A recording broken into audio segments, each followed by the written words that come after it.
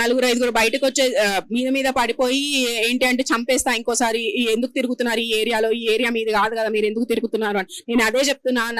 నేను నవీన్ యాదవ్ కైనా వెంకట్ యాదవ్ కైనా ఎవరికైనా మేము ఒకటే చెప్తున్నాం. తెలంగాణ రాష్ట్రం తీసుకొచ్చిన ముఖ్యమంత్రి కేసీఆర్ గారు. ఆయన కేవలం ఒక ముఖ్యమంత్రి, రాష్ట్రానికి ముఖ్యమంత్రి కాదు, రాష్ట్రాన్ని తీసుకొచ్చిన ముఖ్యమంత్రి.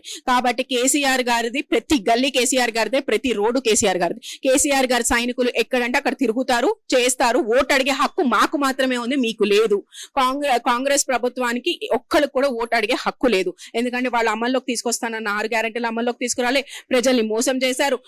రైతు బంధు, రైతు బీమా అమల్లోకి తీసుకురాలే, పూర్తి స్థాయిలో రైతు బీమా కూడా ఇవ్వలేదు, రైతు భరోసా కూడా ఇవ్వలేదు. అలానే ఎరువులు మీరు ఈ రోజు చూస్తే ఆ రైతులు ఎంత బాధపడుతున్నారో, ఎంతమంది ఆత్మహత్యలు చేసుకుంటున్నారు. ఇప్పుడు ఇక్కడికి వచ్చి ఇంతమంది మంత్రులు తిరుగుతున్నారు, ఇంతమంది కార్పొరేషన్ చైర్మన్ తిరుగుతున్నారు. అక్కడికి వెళ్ళి ఒక రైతు కుటుంబాన్ని కనీసం ఆప్యాయంగా పలకరించే నాదుడు కూడా లేదు.